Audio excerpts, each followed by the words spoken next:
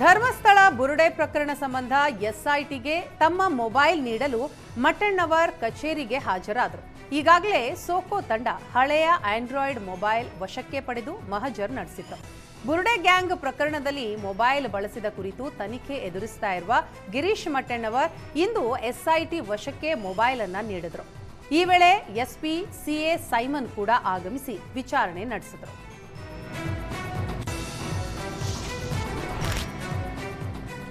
ಕಾಂಗ್ರೆಸ್ ಪಾಳೆಯದಲ್ಲಿ ನಾಯಕತ್ವ ಸಂಘರ್ಷ ನಡೀತಾ ಇದ್ದು, ಈ ಬಗ್ಗೆ ಕೆಎನ್ ರಾಜಣ್ಣ ಪ್ರತಿಕ್ರಿಯೆ ನೀಡಿದ್ದಾರೆ. ಸಿಎಂ ಬದಲಾಗ್ತಾರಾ ಇರ್ತಾರಾ ನಾನು ಹೇಳಲ್ಲ, ಹೈಕಮಾಂಡ್ ಈ ಬಗ್ಗೆ ನಿರ್ಧಾರ ಮಾಡಲಿ. ಕಾಂಗ್ರೆಸ್ ಹೈಕಮಾಂಡ್ ಜಾಗರೂಕವಾಗಿ ನಿರ್ಧಾರ ಕೈಗೊಳ್ಳಿ. ನಿರ್ಧಾರ ತಡ ಆದಷ್ಟು ಪಕ್ಷ ಹಾಗೂ ಸರ್ಕಾರದ ಮೇಲೆ ಪರಿಣಾಮ ಬೀರುತ್ತೆ. ಡಿಸಿಎಂ ಡಿಕೆ ಶಿವಕುಮಾರ್ಗೆ ಸಿಎಂ ಆಗಬೇಕು ಅನ್ನೋ ಆಸೆ ಇರೋದು ಸಹಜ. ಡಿಕೆ ಶಿವಕುಮಾರ್ ನಮ್ಮ ಅಧ್ಯಕ್ಷರು. ಸಿಎಂ ಕುರ್ಚಿ ಮೇಲೆ ಜಾಸ್ತಿನೇ ಆಸೆ ಇದೆ. ಡಿಕೆ ಶಿವಕುಮಾರ್ ಆಸೆ ಪಡೋದು ತಪ್ಪಲ್ಲ. ಆದಷ್ಟು ಬೇಗ ಹೈಕಮಾಂಡ್ ಗೊಂದಲವನ್ನ ಬಗೆಹರಿಸಲಿ ಅಂತ ರಾಜಣ್ಣ ಹೇಳಿದರು.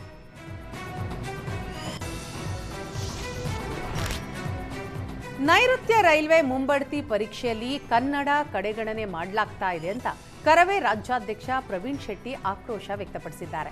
ರೈಲ್ವೆ ಇಲಾಖೆಯಿಂದ ಕನ್ನಡಿಗರ ಮೇಲೆ ನಿರಂತರವಾಗಿ ಶೋಷಣೆ ನಡೀತಾ ಇದೆ. ಬಹಳಷ್ಟು ಬಾರಿ ಮನವಿ ಮಾಡಿದ್ರು, ಎಚ್ಚರಿಕೆ ನೀಡಿದ್ರು ರೈಲ್ವೆ ಇಲಾಖೆ ಎಚ್ಚೆತ್ತುಕೊಂಡಿಲ್ಲ. ಈಗಾಗಲೇ 2 ಬಾರಿ ಎಚ್ಚರಿಕೆ ನೀಡಿದ್ದೇವೆ. ಹೀಗಾಗಿ ನೇರವಾಗಿ ಕೇಂದ್ರ ಸರ್ಕಾರಕ್ಕೆ ಎಚ್ಚರಿಕೆ ನೀಡ್ತಾ ಇದ್ದೇವೆ. ಕನ್ನಡಿಗರ ತಾಳ್ಮೆಗೆ ಮಿತಿ ಇದೆ. ಕೂಡಲೇ ಸಿಎಂ ಸಿದ್ದರಾಮಯ್ಯ ಈ ವಿಚಾರದಲ್ಲಿ ಮಧ್ಯಪ್ರವೇಶ ಮಾಡಬೇಕು. ಮಾನ್ಯ ಸಚಿವರಾದ ಸೋಮಣ್ಣನವರೇ, ನಿಮ್ಮ ಇಲಾಖೆಯಿಂದ ಕನ್ನಡವನ್ನ ವಿರೋಧಿಸಲಾಗ್ತಾ ಇದೆ ಅಂತ ಆಕ್ರೋಶ ಹೊರಹಾಕಿದರು. ಕನ್ನಡದಲ್ಲಿ ಪರೀಕ್ಷೆ ಬರೆಯಲು ಅವಕಾಶ ನೀಡದೇ ಹೋದರೆ ರಾಜ್ಯದಾದ್ಯಂತ ಉಗ್ರ ಹೋರಾಟದ ಎಚ್ಚರಿಕೆಯನ್ನ ಕರವೆಯ ಪ್ರವೀಣ್ ಶೆಟ್ಟಿ ನೀಡಿದರು.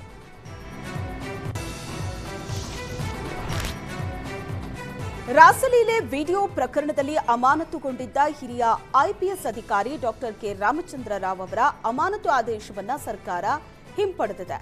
ಅವರನ್ನ ತಕ್ಷಣದಿಂದ ಜಾರಿಗೆ ಬರುವಂತೆ ಡೈರೆಕ್ಟರ್ ಜನರಲ್ ಆಫ್ ಪೊಲೀಸ್ ಹುದ್ದೆಗೆ ಮರು ನೇಮಕ ಮಾಡಲಾಗಿದೆ. ಈ ಬಗ್ಗೆ ಗೃಹ ಸಚಿವ ಡಾಕ್ಟರ್ ಜಿ ಪರಮೇಶ್ವರ್ ಪ್ರತಿಕ್ರಿಯಿಸಿದ್ದು, ಮುಖ್ಯಮಂತ್ರಿ ಅವರ ಅನುಮತಿ ಪಡೆದಿದ್ದಾರೆ. ರಾಮಚಂದ್ರ ಅವರು ಸಿಎಂಗೆ ಪ್ರೆಸೆಂಟೇಷನ್ ನೀಡಿದ್ದಾರೆ. ಈ ರೀತಿ ನಿವೃತ್ತಿ ಆಗ್ತಿದ್ದೀನಿ, ಪೆನ್ಷನ್ ಎಲ್ಲ ಸೆಟಲ್ಮೆಂಟ್ ಆಗೋದಿದೆ, ಬೇಕಾದ್ರೆ ತನಿಖೆ ಮುಂದುವರಿಸಿ ಅಂತ ಸಿಎಂಗೆ ಪ್ರೆಸೆಂಟೇಷನ್ ನೀಡಿದ್ರು. ತನಿಖೆ ಮುಂದುವರಿಲಿದ್ದು ಬಳಿಕ ಈ ಬಗ್ಗೆ ನಿರ್ಧಾರ ಆಗುತ್ತೆ. ಅನೇಕ ಸಂದರ್ಭದಲ್ಲಿ ಪೆನ್ಷನ್ ತಡೆ ಹಿಡಿದಿರೋದು ಕೂಡ ನಾವು ನೋಡಿದ್ದೀವಿ ಅಂತ ಪರಮೇಶ್ವರ್ ಹೇಳಿದರು.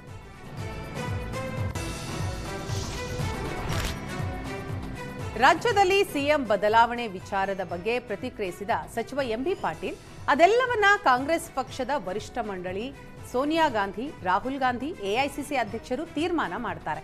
ಕಾಂಗ್ರೆಸ್ ಪಕ್ಷದಲ್ಲಿ high command supreme. Karnataka, Tamil Nadu, West Bengal ಎಲ್ಲಾ ಕಡೆ ಸುಪ್ರೀಮೆ. ಎಲ್ಲವನ್ನೂ ಹೈಕಮಾಂಡ್ ನಿರ್ಣಯ ಮಾಡುತ್ತೆ. ವೇಣುಗೋಪಾಲ್ ಅವರು ಹೈಕಮಾಂಡ್ನ ಒಂದು ಭಾಗ. ಎಲ್ಲ ನಿರ್ಣಯವನ್ನ ಪಕ್ಷದ ವರಿಷ್ಠರು ತೆಗೆದುಕೊಳ್ತಾರೆ ಅಂತ ಸಚಿವ ಎಂಬಿ ಪಾಟೀಲ್ ಹೇಳಿದರು.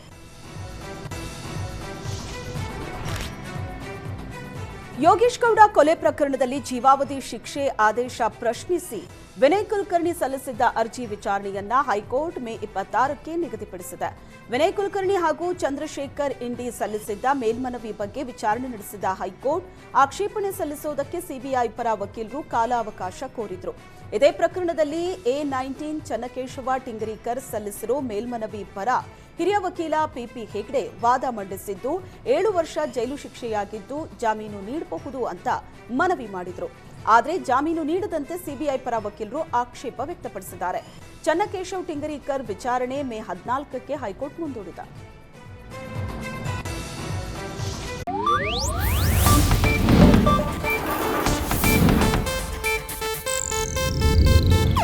ಇದು ಏಷ್ಯಾನೆಟ್ ನ್ಯೂಸ್ ನೆಟ್ವರ್ಕ್ ಪ್ರಸ್ತುತಿ.